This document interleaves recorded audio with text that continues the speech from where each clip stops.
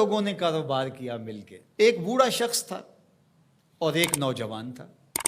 نوجوان جو تھا اس کے بچے تھے اور بوڑھا فارغ البال تھا اور اس کی بس ایک بیوی اور وہ بات ختم.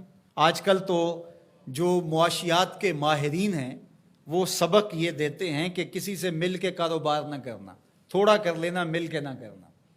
لیکن ایک زمانہ تھا کہ مل کے کاروبار کیے جاتے تھے اور برکت بھی ہوتی تھی. کاروبار انہوں نے کیا کھیتی باڑی کا.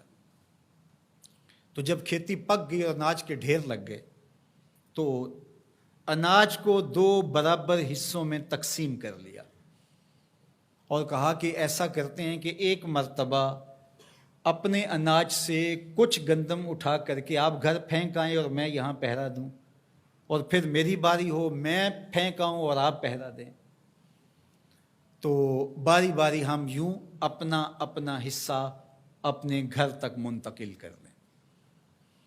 عدل کے تقاضوں کے مطابق 2 برابر حصوں کے اندر یہ ہے عدل, تقسیم کر دیا گیا. اب احسان کا رنگ دیکھیے.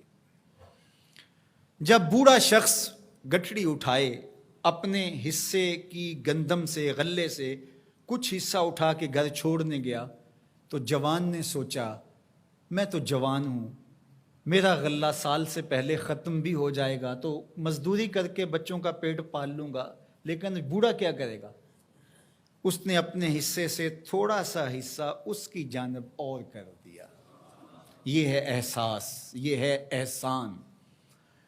خیر اب بوڑھا بیٹھا اور یہ کوئی تھوڑا سا سامان اٹھا کر کے اپنے گھر منتقل کرنے گیا تو بوڑھے نے سوچا ہم تو 2 گھر کے فرد ہیں, ہم تو جیسے بھی گزر اوقات کر لیں گے. اس کا غلہ اگر سال سے پہلے ختم ہو گیا, چھوٹے چھوٹے اس کے بچے ہیں, یہ کیا کرے گا.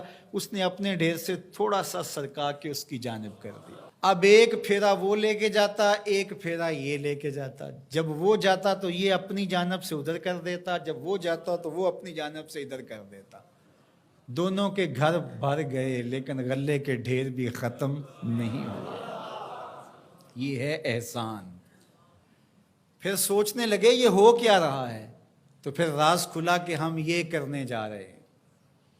تو جب احسان کرو گے تو وہ بھی احسان کرے گا. تم اس سے بڑے سخی تو نہیں ہو. لیکن آج کیا ہوتا ہے, آج اگر 2 اکٹھے مل کے کاروبار کر لیں تو بابا جائے گا تو جوان ادھر سے کر لے گا, اور جوان جائے گا تو بابا جی کہیں گے تھوڑا سا میں ادھر سے کر لوں, تو دونوں کے گھر بھی خالی رہیں گے اور غلے کے ڈھیر بھی جلدی چٹکی میں ختم ہو جائیں گے. اس لیے عدل کے تقاضے بھی پورے کرو, اور اگر تمہیں توفیق نصیب ہو تو احسان کے تقاضے بھی پورے کرو.